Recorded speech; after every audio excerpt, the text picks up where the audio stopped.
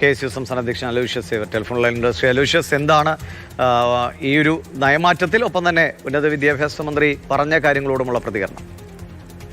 എല്ലാ കാലഘട്ടത്തും communist party CPIM പ്രതിപക്ഷത്തിരിക്കുമ്പോൾ ഏതെല്ലാം തരത്തിലുള്ള മാറ്റങ്ങൾ, അത് വിദ്യാഭ്യാസ മേഖലയിലല്ല മറ്റേതെല്ലാം മേഖലകളിൽ നവീനമായ മാറ്റങ്ങൾ കൊണ്ടുവരുമ്പോൾ അതിനെല്ലാം അടച്ചെതിർക്കുകയും അവർ ഭരണത്തിലെത്തുമ്പോൾ അതിനെല്ലാം നടപ്പിലാക്കുകയും ചെയ്യുന്ന ഒരു ട്രെൻഡാണ് കഴിഞ്ഞ കുറേയേറെ നാളുകളായി കണ്ടുവരുന്നത്. ഇത് സ്വാഭാവികമായും CPM-ന്റെ ഒരു നയവ്യതിയാനമായി തന്നെ നമുക്കതിനെ നോക്കിക്കാണേണ്ടതുണ്ട്.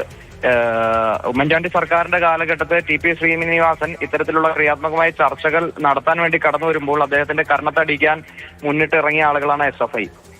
ഇത് നയവ്യതിയാനമല്ല, കാലത്തിനനുസരിച്ചിട്ടുള്ള മാറ്റമാണ് എന്ന് ബിന്ദു മിനിസ്റ്റർ പറയുമ്പോഴും ആ SFIയെ കൊണ്ട് കുറഞ്ഞപക്ഷം ശ്രീനിവാസനോട് ഒരു മാപ്പ് പറിക്കാനെങ്കിലുമുള്ള ഒരു സാമാന്യ മര്യാദ ഇടതുപക്ഷം കാണിക്കണം, അല്ലെങ്കിൽ CPM കാണിക്കണമെന്നാണ് ഇതുമായി ബന്ധപ്പെട്ട് സൂചിപ്പിക്കാനുള്ളത്.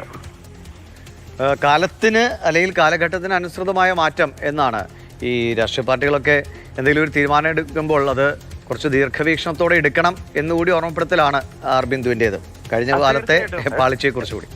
തീർച്ചയായിട്ടും അത് തന്നെ ഒരു കുറ്റസമ്മതമാണല്ലോ. അതായത് മന്ത്രി ബിന്ദു അത് കാലഘട്ടത്തിനനുസരിച്ചിട്ടുള്ള മാറ്റം എന്ന് പറയുമ്പോൾ അതൊരു കുറ്റസമ്മതം തന്നെയായി CPM പ്രസ്ഥാനത്തിന്റെ ഒരു കുറ്റസമ്മതം കൂടിയായി തന്നെ നമുക്ക് അതിനെ വേണമെങ്കിൽ വ്യാഖ്യാനിക്കാം.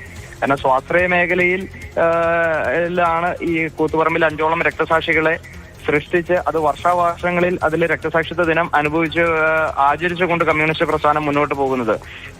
അപ്പോൾ സ്വാഭാവികമായും അതുൾപ്പെടെയുള്ള കാര്യങ്ങളിൽ കാലാകാലങ്ങളായി അല്ലെങ്കിൽ ഇത്രയേറെ വർഷങ്ങൾക്ക് ശേഷം അവർക്കുണ്ടായ നയവ്യതിയാനത്തിൽ അല്ലെങ്കിൽ കാലിക മാറ്റമെന്ന് പറയുമ്പോൾ അതിനെപ്പറ്റി കൂടി പരാമർശിക്കാൻ മിനിസ്റ്റർ ഉൾപ്പെടെയുള്ള ആളുകൾ തയ്യാറാകേണ്ടതാണ് എന്നാണ് KSUവിന് പറയാനുള്ളത് ഈ വിഷയത്തിൽ. എന്തായാലും ഇപ്പോഴുണ്ടായ മാറ്റത്തെ KSU സ്വാഗതം ചെയ്യുന്നു അല്ലേ? ഞാൻ പറഞ്ഞല്ലോ, സ്വാഭാവികമായും വിദ്യാഭ്യാസ മേഖലയിലെ മാറ്റങ്ങൾ എല്ലാ കാലഘട്ടത്തും KSU അത് പോസിറ്റീവായി സ്വീകരിക്കുകയും എന്നാൽ അടച്ചെതിർക്കുന്ന ഒരു സമീപനം ഒരു കാലഘട്ടത്തും ഉണ്ടായിട്ടില്ല. പക്ഷെ നിലവിൽ ഈ സ്വകാര്യ സർവകലാശാല വിഷയത്തിൽ എന്താണ് അതിന്റെ പൂർണ്ണമായിട്ടുള്ള, ഇതൊരു ഡ്രാഫ്റ്റ് മാത്രമാണ് പുറത്തു വന്നിട്ടുള്ളൂ, എന്താണ് അതിൽ കൃത്യമായി പരാമർശിക്കപ്പെട്ടത് എന്നതിൽ ഞങ്ങൾക്ക് സുവ്യക്തമല്ല. അത് വ്യക്തമായതിനു ശേഷം ഞങ്ങളുടെ നിലപാടുകൾ അത് എത്തരത്തിൽ അത് സ്വീകരിക്കണം, അത് സ്വീകാര്യമാണോ എന്നതിനെപ്പറ്റി കൃത്യമായിട്ടുള്ള നിലപാട് പറയാമെന്നാണ് ഞങ്ങൾ നിലവിൽ തീരുമാനിച്ചിരിക്കുന്നത്.